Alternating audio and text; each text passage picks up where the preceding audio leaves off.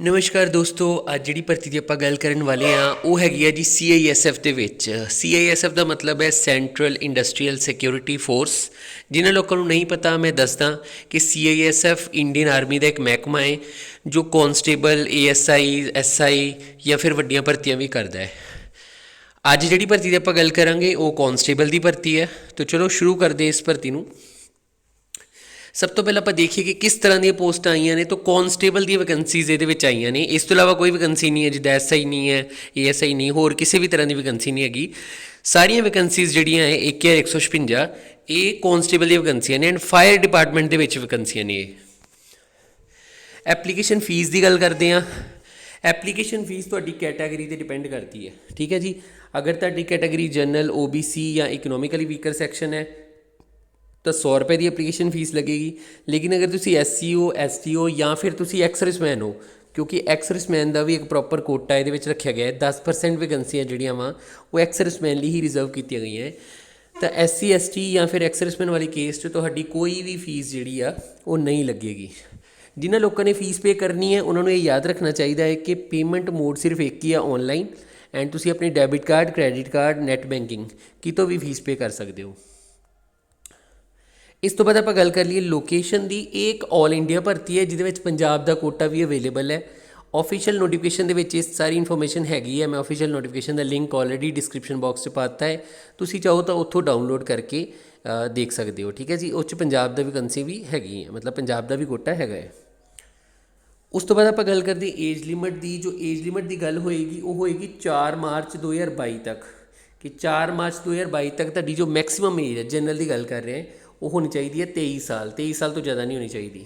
ਅਗਰ ਆਪਾਂ SC ਦੀ ਗੱਲ ਕਰੀਏ ਤਾਂ 28 ਸਾਲ ਹੋਏਗੀ ਐਂਡ ਅਗਰ ਆਪਾਂ OBC ਦੀ ਗੱਲ ਕਰੀਏ ਤਾਂ ਉਹ ਜੋ ਹੈ 26 ਸਾਲ ਹੋਏਗੀ। ਉਸ ਤੋਂ ਬਾਅਦ ਆਉਂਦੇ ਆਪਾਂ ਐਕਸ-ਸਰਵਿਸਮੈਨ 'ਤੇ। ਐਕਸ-ਸਰਵਿਸਮੈਨ ਦੀ ਏਜ ਦਾ ਕੋਈ ਵੀ ਇਸ਼ੂ ਨਹੀਂ ਹੈ। ਫਿਰ ਵੀ ਜੇ ਤੁਸੀਂ ਕੈਲਕੂਲੇਟ ਕਰਨੀ ਹੈ ਤਾਂ ਕਰ ਲਓ ਕਿ ਤੁਹਾਡੀ ਅਸਲ ਏਜ ਦੇ ਵਿੱਚੋਂ ਸਰਵਿਸ ਈਅਰ ਘਟਾ ਲਓ ਤਾਂ ਤੁਹਾਡਾ ਆਨਸਰ ਜਿਹੜਾ ਵਾ ਉਹ 23 ਤੋਂ ਘੱਟ ਆਉਣਾ ਚਾਹੀਦਾ ਹੈ, 26 ਤੋਂ ਘੱਟ ਆਉਣਾ ਚਾਹੀਦਾ ਹੈ, ਠੀਕ ਹੈ। ਤੋ ਮੈਂ ਐਗਜ਼ਾਮਪਲ ਤੋਂ ਸਮਝਾ ਦਿੰਦਾ ਤੁਹਾਨੂੰ। ਮੰਨ ਲਓ ਤੁਹਾਡੀ ਉਮਰ 50 ਸਾਲ ਹੈ, ਠੀਕ ਹੈ, ਐਂਡ ਤੁਸੀਂ 25 ਸਾਲ ਸਰਵਿਸ ਕਰਕੇ ਆਏ ਹੋ, ਠੀਕ ਹੈ। ਤੋ ਆਨਸਰ ਆ ਗਿਆ 25। ਤੋਂ ਕਿਉਂਕਿ ਇਹ 26 ਤੋਂ ਘੱਟ ਹੈ ਤਾਂ ਤੁਸੀਂ ਬੜੇ ਆਰਾਮ ਨਾਲ ਫਾਰਮ ਭਰ ਸਕਦੇ ਹੋ। ਵੈਸੇ ਤਕਰੀਬਨ ਸਾਰੇ ਐਕਸ-ਸਰਵਿਸਮੈਨ ਜਿਹੜੇ ਜਿਨ੍ਹਾਂ ਨੂੰ ਰਿਟਾਇਰ ਹੋਏ ਨੂੰ 4-5 ਸਾਲ ਤੋਂ ਜ਼ਿਆਦਾ ਨਹੀਂ ਹੋਏ, ਤਕਰੀਬਨ ਉਹ ਸਾਰੇ ਹੀ ਭਰ ਸਕਦੇ। ਫਿਰ ਵੀ ਤੁਸੀਂ ਇਸ ਫਾਰਮੂਲੇ ਦੇ ਨਾਲ ਕੈਲਕੂਲੇਟ ਕਰਕੇ ਚੈੱਕ ਕਰ ਸਕਦੇ ਹੋ। ਇਸ ਤੋਂ ਬਾਅਦ ਆ ਗਿਆ ਕਿੰਨੀਆਂ ਪੋਸਟਾਂ ਨੇ। ਤਾਂ ਮੈਂ ਤੁਹਾਨੂੰ ਆਲਰੇਡੀ ਦੱਸ ਚੁੱਕਾ ਵੈਸੇ ਕਿ 1149 ਵੈਕੈਂਸੀਆਂ ਜਿਹੜੀਆਂ ਨੇ ਉਹ ਰੱਖੀਆਂ ਗਈਆਂ ਨੇ। ਇਹਨਾਂ ਵੈਕੈਂਸੀਆਂ ਦੇ ਵਿੱਚ 499 ਵੈਕੈਂਸੀਆਂ ਜਿਹੜੀਆਂ ਨੇ ਉਹ ਜਨਰਲ ਕੈਟਾਗਰੀ ਨੂੰ ਦਿੱਤੀਆਂ ਗਈਆਂ। 113 ਵੈਕੈਂਸੀਜ਼ ਜਿਹੜੀਆਂ ਨੇ ਉਹ EWS ਯਾਨੀ ਇਕਨੋਮਿਕਲੀ ਵੀਕਰ ਸੈਕਸ਼ਨ ਨੂੰ ਦਿੱਤੀਆਂ ਗਈਆਂ। 249 ਦਿੱਤੀਆਂ ਗਈਆਂ ਜੀ OBC ਅਦਰ ਬੈਕਵਰਡ ਕਲਾਸਿਸ ਨੂੰ। 161 ਵੈਕੈਂਸੀਆਂ ਸ਼ਡਿਊਲ ਕਾਸਟ ਲਈ ਰਿਜ਼ਰਵ ਰੱਖੀਆਂ ਗਈਆਂ ਐਂਡ 137 ਵੈਕੈਂਸੀਆਂ ਜਿਹੜੀਆਂ ਉਹ ਸ਼ਡਿਊਲ ਟਰਾਈਬਸ ਲਈ, ST ਲੋਕਾਂ ਲਈ ਜੋ ਹੈ ਰਿਜ਼ਰਵ ਰੱਖੀਆਂ ਗਈਆਂ। ਇਸ ਤੋਂ ਬਾਅਦ ਆਪਾਂ ਗੱਲ ਕਰਦੇ ਹਾਂ ਕਿ ਕਿੰਨੀ ਸੈਲਰੀ ਮਿਲੇਗੀ ਤੁਹਾਨੂੰ। ਤੋ ਇਹ ਜੋ ਭਰਤੀ ਹੈ ਇਹਦੇ ਲਈ ਤੁਹਾਨੂੰ ਘੱਟੋ ਘੱਟ 21,700 ਰੁਪਏ ਤਾਂ ਬੇਸਿਕ ਮਿਲੇਗਾ। ਵੱਧ ਤੋਂ ਵੱਧ 69,100 ਰੁਪਏ ਤੱਕ ਤੁਹਾਨੂੰ ਮਿਲੇਗਾ, ਠੀਕ ਹੈ। ਇਸ ਰੇਂਜ ਦੇ ਵਿੱਚ ਤੁਹਾਡੀ ਸੈਲਰੀ ਰਹੇਗੀ ਜੇ ਤੁਸੀਂ ਸੇਮ ਪੋਸਟ 'ਤੇ ਵੀ ਰਹਿੰਦੇ ਹੋ ਤਾਂ ਵੀ। ਲੇਕਿਨ ਜੇ ਤੁਸੀਂ ਪੋਸਟ ਆਪਣੀ ਚੇਂਜ ਕਰ ਲੈਂਦੇ ਹੋ ਜਾਂ ਸਿੰਪਲ ਲੈਂਗੁਏਜ ਸਮਝੀਏ ਤਾਂ ਪ੍ਰਮੋਸ਼ਨ ਲੈ ਲੈਂਦੇ ਹੋ ਜਾਂ ਤੁਹਾਡੀ ਪ੍ਰਮੋਸ਼ਨ ਹੋ ਜਾਂਦੀ ਹੈ ਤਾਂ ਇਸ ਤੋਂ ਫਿਰ ਵੱਧ ਹੀ ਸੈਲਰੀ ਤੁਹਾਨੂੰ ਮਿਲੇਗੀ। ਨੈਕਸਟ ਆਪਾਂ ਗੱਲ ਕਰਦੇ ਕੁਆਲੀਫਿਕੇਸ਼ਨ ਦੀ। ਤੋਂ ਇਹਨਾਂ ਨੇ ਜੋ ਇਸ ਵਾਰ ਕੁਆਲੀਫਿਕੇਸ਼ਨ ਰੱਖੀ ਹੈ ਉਹ ਰੱਖੀ ਹੈ +2। ਐਕਸ-ਸਰਵਿਸਮੈਨ ਦਾ +2 ਹੋਣਾ ਜ਼ਰੂਰੀ ਨਹੀਂ ਹੈ, ਬਲਕਿ ਐਕਸ-ਸਰਵਿਸਮੈਨ ਜਿਹੜੇ ਆ ਉਹ ਆਪਣੀ 10ਵੀਂ ਦੇ ਬੇਸ 'ਤੇ ਪਲੱਸ ਗ੍ਰੈਜੂਏਸ਼ਨ ਸਰਟੀਫਿਕੇਟ ਜਿਹੜਾ ਉਹਨਾਂ ਨੂੰ ਆਰਮੀ ਵੱਲੋਂ ਮਿਲਦਾ ਵਾ ਉਹਦੇ ਬੇਸ 'ਤੇ ਵੀ ਇਹ ਭਰਤੀ ਜਿਹੜੀ ਹੈ ਵੈਕੈਂਸੀ ਜਿਹੜੀ ਆ ਉਹ ਭਰ ਸਕਦੇ ਨੇ। ਇਸ ਤੋਂ ਬਾਅਦ ਆਪਾਂ ਗੱਲ ਕਰਾਂਗੇ ਡਿਸਕੁਆਲੀਫਿਕੇਸ਼ਨ ਦੀ। 2 ਹੀ ਹਾਲਾਤਾਂ ਦੇ ਵਿੱਚ ਤੁਹਾਨੂੰ ਡਿਸਕੁਆਲੀਫਾਈ ਕਰ ਦਿੱਤਾ ਜਾਏਗਾ। ਨੰਬਰ 1, ਅਗਰ ਤੁਸੀਂ 2 ਵਿਆਹ ਕਰਵਾ ਲੈਂਦੇ ਹੋ ਤਾਂ ਤੁਹਾਨੂੰ ਇਹ ਵੈਕੈਂਸੀ, ਚਾਹੇ ਤੁਸੀਂ ਜੋਬ ਹਾਸਿਲ ਕਰ ਵੀ ਲਈ ਐਂਡ ਉਹਨਾਂ ਨੂੰ ਪਤਾ ਲੱਗ ਜਾਂਦਾ ਕਿ ਤੁਸੀਂ 2 ਵਿਆਹ ਕਰਾ ਲਿਆ, ਤਾਂ ਵੀ ਤੁਹਾਨੂੰ ਬਾਹਰ ਕਰ ਦਿੱਤਾ ਜਾਏਗਾ। ਨੰਬਰ 2, ਅਗਰ ਤੁਸੀਂ ਕਿਸੇ ਇਹੋ ਜਿਹੇ ਇਨਸਾਨ ਨਾਲ ਵਿਆਹ ਕਰਾ ਲਿਆ ਜਿਹੜਾ ਪਹਿਲਾਂ ਤੋਂ ਹੀ ਵਿਆਹ ਸੀ ਅਤੇ ਉਸ ਤੋਂ ਬਾਅਦ ਉਹਨੇ ਤਲਾਕ ਨਹੀਂ ਲਿਆ, ਤਾਂ ਵੀ ਤੁਹਾਨੂੰ ਡਿਸਕੁਆਲੀਫਾਈ ਕਰ ਦਿੱਤਾ ਜਾਏਗਾ। ਇਹ ਵੀ ਆਫੀਸ਼ੀਅਲ ਨੋਟੀਫਿਕੇਸ਼ਨ ਦੇ ਵਿੱਚ ਹੀ ਲਿਖਿਆ ਸੀਗਾ। ਮੋਡ ਆਫ ਸਿਲੈਕਸ਼ਨ ਦੀ ਗੱਲ ਕਰਦੇ ਹਾਂ ਕਿ ਕਿਸ ਬੇਸ 'ਤੇ ਤੁਹਾਡੀ ਜੋ ਸਿਲੈਕਸ਼ਨ ਹੈ ਉਹ ਹੋਏਗੀ। ਤਾਂ ਬਹੁਤ ਸਾਰੇ ਇਹਦੇ ਪੜਾਅ ਨੇ, ਜਿਸ ਤਰ੍ਹਾਂ ਕਿ ਫਿਜ਼ੀਕਲੀ ਐਫੀਸ਼ੀਐਂਸੀ ਟੈਸਟ ਹੋਏਗਾ ਤੁਹਾਡਾ ਸਭ ਤੋਂ ਪਹਿਲਾਂ, PET ਹੋਏਗਾ, ਠੀਕ ਹੈ। ਉਸ ਤੋਂ ਬਾਅਦ ਤੁਹਾਡਾ ਹੋਏਗਾ PST ਫਿਜ਼ੀਕਲ ਸਟੈਂਡਰਡ ਟੈਸਟ। ਫਿਰ ਤੁਹਾਡਾ ਰਿਟਨ ਹੋਏਗਾ, ਠੀਕ ਹੈ ਜੀ। ਰਿਟਨ ਤੋਂ ਬਾਅਦ ਫਿਰ ਆਪਣੀ DV ਹੁੰਦੀ ਹੈ, ਡਾਕੂਮੈਂਟ ਵੈਰੀਫਿਕੇਸ਼ਨ ਹੋਏਗੀ। ਫਿਰ ਤੁਹਾਡਾ ਮੈਡੀਕਲ ਹੋਏਗਾ, ਠੀਕ ਹੈ ਜੀ। ਮੈਡੀਕਲ ਤੋਂ ਬਾਅਦ ਤੁਹਾਡੀ ਬਣੇਗੀ ਮੈਰਿਟ ਲਿਸਟ, ਠੀਕ ਹੈ, ਮੈਰਿਟ ਲਿਸਟ ਬਣੇਗੀ। उस केस ਦੇ ਵਿੱਚ ਇੰਨੇ ਸਾਰੇ ਪੜਾਅ ਜਿਹੜੇ ਆ ਉਹ ਤੁਹਾਨੂੰ ਪਾਰ ਕਰਨੇ ਪੈਣਗੇ। ਉਸ ਤੋਂ ਬਾਅਦ ਹੀ ਤੁਸੀਂ ਇਹ ਭਰਤੀ ਲਈ ਮਤਲਬ ਭਰਤੀ ਜੋਬ ਜਿਹੜੀ ਉਹ ਲੈ ਸਕਦੇ ਹੋ। ਸਭ ਤੋਂ ਪਹਿਲਾ ਸਟੈਪ ਜਿਹੜਾ ਤੁਹਾਡਾ ਰਹੇਗਾ ਫਾਰਮ ਫਿਲਿੰਗ ਦਾ ਰਹੇਗਾ। ਤਾਂ ਫਾਰਮ ਫਿਲਿੰਗ ਬਾਰੇ ਮੈਂ ਥੋੜ੍ਹਾ ਦੱਸਦਾ ਕਿ ਇਹ ਇੱਕ ਔਨਲਾਈਨ ਫਾਰਮ ਹੈ। ਔਨਲਾइन फॉर्म भरना किदा, ਉਹਦਾ लिंक मैं नीचे डिस्क्रिप्शन बॉक्स 'ਚ देता है। कई बार मोबाइल तो लिंक खोलने 'ਚ परेशानी आती है, तो ਤੁਹਾਨੂੰ ਕੰਪਿਊਟਰ ਤੋਂ ਲਿੰਕ ਕਈ ਵਾਰ ਖੋਲ੍ਹਣਾ ਪੈਂਦਾ, ਕਿਉਂਕਿ ਮੋਬਾਈਲ 'ਤੇ ਕਈ ਸਾਈਟਾਂ ਜਿਹੜੀਆਂ ਸਪੋਰਟ ਨਹੀਂ ਕਰਦੀਆਂ। ਹਾਲਾਂਕਿ ਤੁਸੀਂ ਸੈਟਿੰਗ 'ਚ ਜਾ ਕੇ ਅਗਰ ਡੈਸਕਟਾਪ ਸਾਈਟ ਕਰ ਲੈਂਦੇ ਹੋ ਤਾਂ ਫਿਰ ਡੈਫੀਨੇਟਲੀ ਉਹ ਲਿੰਕ ਜਿਹੜਾ ਉਹ ਖੁੱਲ੍ਹ ਜਾਂਦਾ ਹੈ। ਲੇਕਿਨ ਮੋਬਾਈਲ 'ਚ ਬਹੁਤ ਵਾਰੀ ਪ੍ਰੋਬਲਮ ਆਉਂਦੀ ਹੈ, ਬਿਕੋਜ਼ ਮੈਨੂੰ ਕਾਫੀ ਮੈਸੇਜ ਆਉਂਦੇ ਨੇ ਕਿ ਲਿੰਕ ਖੋਲ੍ਹਣ 'ਚ ਕੁਛ ਪਰੇਸ਼ਾਨੀ ਆ ਰਹੀ ਹੈ। ਠੀਕ ਹੈ, ਉਹ ਤੁਸੀਂ ਲਿੰਕ ਨੂੰ ਐਜ਼ ਇਟ ਇਜ਼ ਕਾਪੀ ਵੀ ਕਰ ਸਕਦੇ ਹੋ ਆਪਣੇ ਬਰਾਊਜ਼ਰ ਦੇ ਵਿੱਚ, ਇਹ ਵੀ ਇੱਕ ਤਰੀਕਾ ਹੁੰਦਾ ਹੈ। ਠੀਕ ਹੈ, ਜਾਂ ਫਿਰ ਤੁਸੀਂ ਕਿਸੇ ਕੈਫੇ ਜਾ ਕੇ ਵੀ ਫਾਰਮ ਭਰਵਾ ਸਕਦੇ ਹੋ। ਤਾਂ ਪਹਿਲਾ ਸਟੈਪ ਜਿਹੜਾ ਤੁਹਾਡਾ ਫਾਰਮ ਫਿਲਿੰਗ ਦਾ ਹੀ ਰਹੇਗਾ। ਹੁਣ ਮੰਨ ਲਓ ਤੁਸੀਂ ਫਾਰਮ ਫਿਲਿੰਗ ਕਰ ਲਈ, ਉਸ ਤੋਂ ਬਾਅਦ ਉਹ ਤੁਹਾਨੂੰ ਬੁਲਾਉਣਗੇ ਐਂਡ ਲੈਣਗੇ ਤੁਹਾਡਾ physically efficiency test PET। Physically efficiency test ਮਤਲਬ ਕਿ ਤੁਸੀਂ ਫਿਜ਼ੀਕਲੀ ਇਸ ਜੋਗੇ ਹੈਗੇ ਹੋ ਕਿ ਤੁਹਾਨੂੰ CASF 'ਚ ਰੱਖਿਆ ਜਾਵੇ। ਇਸ ਕੇਸ ਦੇ ਵਿੱਚ ਕੀ ਹੋਏਗਾ, ਸਾਰਿਆਂ ਦਾ ਇੱਕੋ ਜਿਹਾ ਟੈਸਟ ਹੋਏਗਾ। ਤੁਹਾਨੂੰ 5 ਕਿਲੋਮੀਟਰ ਦੌੜ ਕੇ ਦਿਖਾਉਣਾ ਪਏਗਾ 24 ਮਿੰਟ ਦੇ ਵਿੱਚ 24 ਮਿੰਟ ਦਾ ਸਮਾਂ ਤੁਹਾਨੂੰ ਦਿੱਤਾ ਜਾਏਗਾ। ਉਹਦੇ ਵਿੱਚ ਜੇ ਤੁਸੀਂ 5 ਕਿਲੋਮੀਟਰ ਕੱਢ ਲਈ ਐਂਡ ਇੱਕ ਹੀ ਚਾਂਸ ਦਿੱਤਾ ਜਾਏਗਾ। ਠੀਕ ਹੈ, ਇੱਕ ਚਾਂਸ ਦੇ ਵਿੱਚ ਜੇ ਤੁਸੀਂ ਇੰਨਾ ਕੱਢ ਲਿਆ ਤਾਂ ਫਿਰ ਤੁਸੀਂ ਨੈਕਸਟ ਰਾਊਂਡ ਵਾਸਤੇ ਕੁਆਲੀਫਾਈ ਕਰ ਜਾਓਗੇ। ਨੈਕਸਟ ਰਾਊਂਡ ਹੈ PST ਯਾਨੀ ਫਿਜ਼ੀਕਲ ਸਟੈਂਡਰਡ ਟੈਸਟ। ਇੱਥੇ ਸਿਰਫ 2-3 ਚੀਜ਼ਾਂ ਹੀ ਹੁੰਦੀਆਂ ਹੈ, ਤੁਹਾਡੀ ਹਾਈਟ ਚੈੱਕ ਹੁੰਦੀ ਹੈ, ਤੁਹਾਡਾ weight ਚੈੱਕ ਹੁੰਦਾ ਹੈ ਐਂਡ ਤੁਹਾਡੀ ਚੈਸਟ ਚੈੱਕ ਹੁੰਦੀ ਹੈ, ਯਾਨੀ ਛਾਤੀ ਚੈੱਕ ਹੁੰਦੀ ਹੈ। ਠੀਕ ਹੈ ਜੀ, ਚਲੋ ਚੈੱਕ ਕਰਦੇ ਹਾਂ ਆਪਾਂ ਵੀ ਕੀ ਚਾਹੀਦਾ ਤੁਹਾਨੂੰ। ਜੇ ਆਪਾਂ ਗੱਲ ਕਰ ਲਈਏ ਸਿਰਫ ਹਾਈਟ ਦੀ, ਠੀਕ ਹੈ ਜੀ, ਤਾਂ ਹਾਈਟ ਜਿਹੜੀ ਤੁਹਾਨੂੰ ਚਾਹੀਦੀ ਹੈ ਉਹ ਘੱਟ ਤੋਂ ਘੱਟ ਤੁਹਾਡੀ 170 ਸੈਂਟੀਮੀਟਰ ਹੋਣੀ ਹੀ ਚਾਹੀਦੀ ਹੈ। ਇਸ ਤੋਂ ਘੱਟ ਹਾਈਟ ਵਾਲੇ ਬੱਚੇ ਅਪਲਾਈ ਨਾ ਕਰਨ, ਕਿਉਂਕਿ ਉਹਨਾਂ ਨੂੰ ਸਿੱਧੀ ਤਰ੍ਹਾਂ ਡਿਸਕੁਆਲੀਫਾਈ ਕਰ ਦਿੱਤਾ ਜਾਏਗਾ। ਉਸ ਤੋਂ ਬਾਅਦ ਜੇ ਆਪਾਂ ਚੈਸਟ ਦੀ ਗੱਲ ਕਰੀਏ ਤਾਂ 80 ਸੈਂਟੀਮੀਟਰ ਦੀ ਚੈਸਟ ਹੋਣੀ ਚਾਹੀਦੀ ਹੈ ਤੁਹਾਡੀ ਬਿਨਾਂ ਫੁਲਾਏ। ਫੁਲਾ ਕੇ ਗੱਲ ਕਰੀਏ ਤਾਂ ਫਿਰ 85 ਸੈਂਟੀਮੀਟਰ ਘੱਟ ਤੋਂ ਘੱਟ ਤੁਹਾਡੀ ਜਿਹੜੀ ਚੈਸਟ ਹੈ ਉਹ ਬਣਨੀ ਚਾਹੀਦੀ ਹੈ। ਵੇਟ ਦਾ ਇਹਨਾਂ ਨੇ ਕੁਛ ਨਹੀਂ ਦੱਸਿਆ ਕਿ ਕਿੰਨਾ ਹੋਣਾ ਚਾਹੀਦਾ ਹੈ, ਲੇਕਿਨ ਹਾਈਟ ਐਂਡ ਚੈਸਟ ਦੇ ਪ੍ਰਪੋਰਸ਼ਨੇਟ ਹੋਣਾ ਚਾਹੀਦਾ, ਯਾਨੀ ਉਸ ਹਿਸਾਬ ਨਾਲ ਹੀ ਹੋਣਾ ਚਾਹੀਦਾ। ਇਹ ਨਹੀਂ ਕਿ ਤੁਹਾਡੀ ਹਾਈਟ ਬਹੁਤ ਜ਼ਿਆਦਾ ਹੈ ਅਤੇ ਵੇਟ ਬਹੁਤ ਘੱਟ ਹੈ, ਜਾਂ ਫਿਰ ਮਤਲਬ ਕੁਛ ਵੀ ਇਸ ਤਰ੍ਹਾਂ ਦੀ ਗੜਬੜ ਨਹੀਂ ਹੋਣੀ ਚਾਹੀਦੀ। ਤਾਂ ਵੇਟ ਦਾ ਕੋਈ ਮੈਨੂੰ ਲੱਗਦਾ ਕਿ ਬਹੁਤ ਜ਼ਿਆਦਾ ਇਸ਼ੂ ਨਹੀਂ ਪਏਗਾ ਤੁਹਾਡਾ, ਮਾੜਾ ਮੋਟਾ ਉਹ ਚੈੱਕ ਕਰਨਗੇ। ਇਸ ਤੋਂ ਬਾਅਦ ਆ ਗਿਆ ਤੁਹਾਡਾ ਰਿਟਨ ਟੈਸਟ। ਜੇ ਤੁਸੀਂ ਇਹ ਦੋਨੋਂ ਪੜਾਅ ਪਾਰ ਕਰ ਜਾਂਦੇ ਹੋ PET ਅਤੇ PST, ਫਿਰ ਤੁਹਾਡਾ ਰਿਟਨ ਟੈਸਟ ਹੋਏਗਾ। ਰਿਟਨ ਟੈਸਟ ਜਿਹੜਾ ਸੁਣ ਲਓ ਕਿਹੋ ਜਿਹਾ ਹੋਏਗਾ ਕਿ 25 ਨੰਬਰ ਦੀ ਤਾਂ ਤੁਹਾਡੀ ਆਉਣੀ ਹੈ ਰੀਜ਼ਨਿੰਗ, 25 ਨੰਬਰ ਦਾ ਹੀ ਆਉਣਾ ਹੈ ਮੈਥ, ਠੀਕ ਹੈ, 25 ਨੰਬਰ ਦੀ ਹੀ ਆਉਣੀ ਹੈ ਇੰਗਲਿਸ਼, ਅਤੇ 25 ਨੰਬਰ ਦੀ ਹੀ ਆਉਣੀ ਹੈ ਤੁਹਾਡੀ GK। 4 ਚੀਜ਼ਾਂ। 100 ਨੰਬਰ ਦਾ ਤੁਹਾਡਾ ਟੋਟਲ ਪੇਪਰ ਹੋਣਾ ਹੈ, ਇਹਦੇ ਵਿੱਚ ਯਾਨੀ ਕਿ 100 ਕੁਐਸਚਨ ਹੋਣਗੇ ਐਂਡ 100 ਮਾਰਕਸ ਦਾ ਇਹ ਪੇਪਰ ਹੋਏਗਾ। ਠੀਕ ਹੈ ਜੀ, ਹਾਲਾਂਕਿ ਇਹਨੂੰ ਸੋਲਵ ਕਰਨ ਲਈ ਤੁਹਾਨੂੰ 120 ਮਿੰਟ ਯਾਨੀ 2 ਘੰਟੇ ਮਿਲਣਗੇ, ਇਹਦੇ ਵਿੱਚ ਵੀ ਤੁਸੀਂ ਜਿਹੜਾ ਵਾ ਕਲੀਅਰ ਕਰਨਾ ਵਾ।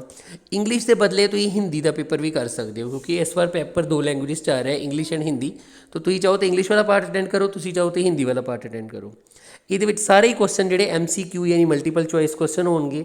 ਕਿਸੇ ਵੀ ਤਰ੍ਹਾਂ ਦੀ ਨੈਗੇਟਿਵ ਮਾਰਕਿੰਗ ਨਹੀਂ ਹੈ, ਇਹ ਜ਼ਰਾ ਧਿਆਨ ਦਿਓ। ਨੈਗੇਟਿਵ ਮਾਰਕਿੰਗ ਕੋਈ ਨਹੀਂ ਹੈ। ਤੋ ਸਜੈਸ਼ਨ ਇਹੀ ਰਹੇਗੀ ਮੇਰੀ ਤੁਹਾਡੇ ਲਈ ਐਜ਼ ਅ ਟੀਚਰ ਵੀ ਕਿ ਬਈ ਤੁਸੀਂ ਸਾਰੇ ਕੁਐਸਚਨ ਅਟੈਂਪਟ ਕਰਕੇ ਆਇਓ, ਕੋਈ ਵੀ ਕੁਐਸਚਨ ਛੱਡਿਓ ਨਾ, ਕਿਉਂਕਿ ਕਿਸੇ ਵੀ ਤਰ੍ਹਾਂ ਦੀ ਨੈਗੇਟਿਵ ਮਾਰਕਿੰਗ ਨਹੀਂ ਹੈਗੀ। ਨਾਲ ਹੀ ਇਹਨਾਂ ਨੇ ਹੋਰ ਕੰਡੀਸ਼ਨਸ ਰੱਖੀਆਂ ਨੇ, ਜਿਸ ਤਰ੍ਹਾਂ ਪੇਪਰ ਤੋਂ ਬਾਅਦ ਜਦੋਂ ਆਨਸਰ ਕੀ ਅਪਲੋਡ ਕੀਤੀ ਜਾਏਗੀ, ਜਦੋਂ ਰਿਜ਼ਲਟ ਆਏਗਾ ਨਾ ਉਸ ਤੋਂ ਬਾਅਦ ਆਨਸਰ ਕੀ ਅਪਲੋਡ ਕਰ ਦਿੱਤੀ ਜਾਏਗੀ। ਪਰ ਤੁਸੀਂ ਕਿਸੇ ਵੀ ਤਰ੍ਹਾਂ ਦੀ ਓਬਜੈਕਸ਼ਨ ਨਹੀਂ CASF 'ਤੇ ਕਰ ਸਕਦੇ, ਨਾ ਹੀ ਤੁਸੀਂ ਰੀਚੈਕਿੰਗ ਲਈ ਅਪਲਾਈ ਕਰ ਸਕਦੇ ਹੋ, ਨਾ ਹੀ ਰੀਵੈਲੂਏਸ਼ਨ ਲਈ ਅਪਲਾਈ ਕਰ ਸਕਦੇ ਹੋ। ਸਾਰੇ ਕੁਐਸਚਨ 12ਵੀਂ ਕਲਾਸ ਦੇ ਵਿੱਚੋਂ ਹੋਣਗੇ, ਫਿਜ਼ਿਕਸ, ਕੈਮਿਸਟਰੀ, ਮੈਥਮੈਟਿਕਸ ਦੇ ਕੁਐਸਚਨ ਵੀ ਵਿੱਚ ਆਉਣਗੇ। ਠੀਕ ਹੈ ਜੀ, ਉਸ ਤੋਂ ਬਾਅਦ ਆਪਾਂ ਗੱਲ ਕਰਦੇ ਹਾਂ ਕਿੰਨੇ ਨੰਬਰ ਚਾਹੀਦੇ ਆ ਤੁਹਾਨੂੰ ਪਾਸ ਹੋਣ ਵਾਸਤੇ। ਤਾਂ ਇਹ ਵੀ ਤੁਹਾਡਾ ਕੈਟਾਗਰੀ 'ਤੇ ਡਿਪੈਂਡ ਕਰਦਾ ਹੈ। ਅਗਰ ਤੁਸੀਂ ਜਨਰਲ ਹੋ, ਇਕਨੋਮਿਕਲੀ ਵੀਕਰ ਸੈਕਸ਼ਨ ਹੋ, ਜਾਂ ਫਿਰ ਐਕਸ ਸਰਵਿਸਮੈਨ ਹੋ, ਤਾਂ ਫਿਰ ਤੁਹਾਨੂੰ ਚਾਹੀਦੇ ਹੋਣਗੇ ਜੀ 35 ਨੰਬਰ। ਪਰ ਅਗਰ ਤੁਸੀਂ SC OBC ਜਾਂ ST ਹੋ, ਠੀਕ ਹੈ, ਸ਼ਡਿਊਲ ਟਰਾਈਬਸ, ਤਾਂ ਤੁਹਾਨੂੰ ਚਾਹੀਦੇ ਹੋਣਗੇ 33 ਨੰਬਰ। ਕਈ ਲੋਕ ਇਹ ਸੋਚਦੇ ਨੇ ਕਿ ਸ਼ਾਇਦ ਇੰਨੇ ਨੰਬਰ ਲੈ ਕੇ ਅਸੀਂ ਪਾਸ ਹੋ ਜਾਵਾਂਗੇ। ਪਾਸ ਨਹੀਂ ਹੋਵੋਗੇ ਤੁਸੀਂ, ਇਹ ਸਿਰਫ ਕੁਆਲੀਫਾਈ ਕਰਨ ਦੇ ਨੰਬਰ ਨੇ। ਠੀਕ ਹੈ, ਉਸ ਤੋਂ ਬਾਅਦ ਇੱਕ ਲਿਸਟ ਬਣੇਗੀ, ਮੈਰਿਟ ਲਿਸਟ, ਜਿਹਦੇ ਬਾਰੇ ਮੈਂ ਅੱਗੇ ਦੱਸਾਂਗਾ। ਉਹਦੇ ਵਿੱਚ ਇਹ ਡਿਸਾਈਡ ਕੀਤਾ ਜਾਏਗਾ। ਇਹ ਸਿਰਫ ਕੱਟ ਆਫ ਮਾਰਕਸ ਨੇ। ਇਹਦਾ ਮਤਲਬ ਬਹੁਤ ਸਿੰਪਲ ਹੈ ਕਿ ਇਸ ਤੋਂ ਜੇ ਤੁਹਾਡੇ ਘੱਟ ਨੰਬਰ ਆਏ ਨਾ, ਫਿਰ ਤੁਸੀਂ ਅੱਗੇ ਨਹੀਂ ਜਾ ਸਕਦੇ। ਠੀਕ ਹੈ, ਵੱਧ ਨੰਬਰ ਆਏ ਤਾਂ ਕੀ ਹੋਏਗਾ ਉਹ ਤਾਂ ਤੁਹਾਨੂੰ ਮੈਂ ਅੱਗੇ ਦੱਸਾਂਗਾ। ਘੱਟ ਨੰਬਰ ਆਏ ਤਾਂ ਅੱਗੇ ਨਹੀਂ ਜਾ ਸਕਦੇ, ਚਾਹੇ ਕਿ ਕੋਈ ਵੈਕੈਂਸੀ ਉਹਨਾਂ ਦੀ ਖਾਲੀ ਰਹਿ ਜਾਏ, ਲੇਕਿਨ ਇਸ ਤੋਂ ਘੱਟ ਵਾਲਾ ਬੰਦਾ ਨਹੀਂ ਉਹਨਾਂ ਨੇ ਚੱਕਣਾ। ਨੈਕਸਟ ਆ ਗਈ ਤੁਹਾਡੀ ਡਾਕੂਮੈਂਟ ਵੈਰੀਫਿਕੇਸ਼ਨ। ਜਿਸ ਤਰ੍ਹਾਂ ਹੀ ਤੁਸੀਂ ਰਿਟਨ ਟੈਸਟ ਵੀ ਪਾਸ ਕਰ ਲੈਂਦੇ ਹੋ, ਠੀਕ ਹੈ, ਡਾਕੂਮੈਂਟ ਵੈਰੀਫਿਕੇਸ਼ਨ ਹੋਏਗੀ ਤੁਹਾਡੀ। ਹੁਣ ਡਾਕੂਮੈਂਟ ਉੱਥੇ ਕਿਹੜੇ ਕਿਹੜੇ ਚੈੱਕ ਹੋਣੇ ਉਹ ਤੁਹਾਨੂੰ ਵੈਸੇ ਪਤਾ ਹੀ ਹੈ, ਮੈਂ ਫਿਰ ਦੱਸ ਦਿੰਦਾ। ਆਧਾਰ ਕਾਰਡ, ਮੈਟ੍ਰਿਕ ਸਰਟੀਫਿਕੇਟ, +2 ਦਾ ਸਰਟੀਫਿਕੇਟ, ਰੈਜ਼ੀਡੈਂਸ ਸਰਟੀਫਿਕੇਟ ਇੱਕ ਮਸਟ ਹੈ ਜੀ, ਇਹਨੂੰ ਨਾ ਭੁੱਲਿਓ। ਪੰਜਾਬ ਰੈਜ਼ੀਡੈਂਸ ਸਰਟੀਫਿਕੇਟ ਜਿਹਦੇ ਕੋਲ ਨਹੀਂ ਹੈਗਾ ਉਹ ਅਪਲਾਈ ਨਹੀਂ ਕਰ ਸਕਦਾ, ਇਹ ਪਹਿਲਾਂ ਹੀ ਕਲੀਅਰ ਕਰ ਲਓ। ठीक है। या इदा कह लो कि चलो फॉर्म भावें तुसीं अपलाई कर सकते हो, अपलाई कर नहीं कर सकदा तो मेरा मतलब सीगा कि तुसीं जो उत्थे जाओगे एंड अगर तुहाडे कोल रेजिडेंस सर्टिफिकेट नहीं है तो तुहानूं सीधी तरीके नाल डिसकुआलीफाई कर दिता जाएगा। ठीक है जी। इस तो इलावा तुहाडे photo, signature, reserve category certificate यानी कि SC ST OBC या इकनॉमिकली वीकर सैक्शन का सर्टिफिकेट, एक्स सर्विसमैन वास्ते डिस्चार्ज बुक तो PPO का होना बहुत जरूरी है, नहीं तो एक्स सर्विसमैन को एंट्री जो है DV के डॉकूमेंट वेरीफिकेशन के नहीं मिलेगी। तो ये सारे डॉकूमेंट्स जोड़े आ वो तुहाडे होणगे। उस तो बाद आ गया जी तुहाडा मैडिकल, अगला स्टैप है तुहाडा जे तुसीं डॉकूमेंट वेरीफिकेशन भी पास कर लेंदे हो तो मैडिकल आ जाएगा। मैडिकल दे विच फिर तुहानूं चैकअप किया जाएगा, तुहाडा फिजिकली मैंटली हर तरह का चैकअप होएगा, जिस तरह कि तुहानूं पता ही आर्मी च हुंदा है। उहदे विच उन्होंने कुछ कंडीशनस रखियां ने। पहली चीज़ ये कि तुहाडीआं नीज़ जिहड़ियां वा ठीक है वो फ्लैट नहीं होनी चाहिए। ठीक है। नीज़ जिहड़ियां इस तरह नहीं होनी चाहिए कि नीज़ तुहाडीआं टच कर रही हैं एंड एंकल्स जिहड़े वो अपार्ट है, मतलब एंकल्स जिहड़े डिस्टेंस से जो इस डायग्राम च विखाया गया उन्होंने ध्यान नाल देखो, इस तरह नहीं होना चाहिए। इस तो इलावा तुहाडे फ्लैट फुट नहीं होने चाहिए। फ्लैट फुट का मतलब होंदा है आ देखो कि जो तुहाडा पैर जमीन ते लगे इन्ना गैप जिहड़ा आड़ा गैप तुसीं देख रहे हो इत्थे ये तुहाडा होना चाहिए। अगर नहीं होएगा तुहाडा फुट फ्लैट होएगा तो फिर तुहानूं जो है डिसकुआलीफाई करते रहेगा। इस तो इलावा उन्होंने कंडीशन है कि तुहाडी अखां च भेंगापन नहीं होना चाहिए। ठीक है। यह जिहड़ियां उपर तुसीं नॉर्मल अखां देख रहे हो यह वालियां, ठीक है जी, ये बिल्कुल सही ने। इस तो इलावा अगर तुहाडीआं अखां इस तरह दियां है कि एक दूजे वाल देखदियां है या एक दूजे तो परां देखदियां है, ठीक है, या इस तरीके दियां ने, तो जो आ चीज़ां ने इन्हां नूं डिसकुआलीफाई एट द टाइम ही कर दिता जाएगा मैडिकल दे विचों। इस तो बाद बनेगी तुहाडी मैरिट लिस्ट। जिन्ने भी लोग ने जिन्होंने सारा कुछ पार कर लिया उन्होंने एक मैरिट लिस्ट बनेगी। मैरिट लिस्ट दे विच जिहदा भी नाम आता है, जिहड़े भी स्टेट वाले बच्चे का नाम आता है उही उस भर्ती लई मतलब एलिजिबल मन्निया जाएगा, बाकी सारे नूं कट दिता जाएगा। इनू आपां सिंपल भाषा च समझते हैं कि मान लो कि तुहाडे 40 नंबर आए सी एंड तुहाडे सारे टैसट पास है, PET पास है, PST पास है, मैडिकल पास है, लेकिन कोई दूसरा बच्चा है जिहदे नंबर वध है, तुहाडे तो 42 नंबर आए आ, लेकिन वह फिजिकल एफिशिएंसी टैसट नहीं क्लीयर, तो उन्होंने सीधा तो सीधा बाहर कर दिता जाएगा क्योंकि सारे टैसट क्वालीफाई करने होने चाहिए। लेकिन कोई होर बच्चा है मान लो 43 नंबर है, वो टैसट पास है, तो उन्होंने प्रैफर किया जाएगा। सिंपल लैंगुएज मैरिट लिस्ट नंबरों के बेस से बनेगी, जिन्हें ज़्यादा नंबर होंगे उन्ने ज़्यादा वो चांस होंगे। अच्छा, अगर टाई हो जाता है, अगर दो स्टूडेंट का हर चीज़ सेम हो जाती है कि फिजिकल मैडिकल सब कुछ उन्होंने क्लीयर है एंड इतों तक कि नंबर भी क्लीयर है, मतलब नंबर भी मान लो ये भी 49 है, वो भी 49 है, तो उस केस में जो बंदा ओल्डर है, मतलब जो बंदा वड्डा है एज उन्होंने अगे रखा जाएगा। जे एज भी सेम है फिर हाइट चैक की जाएगी, जिसकी हाइट ज़्यादा है उन्होंने अगे रखा जाएगा। जो वो भी सेम है फिर एजुकेशन चैक की जाएगी। मान लो हो सकता है कि एक बंदा ग्रैजुएट हो, एक +2 हो, तो ग्रैजुएट वाले को प्रैफर किया जाएगा।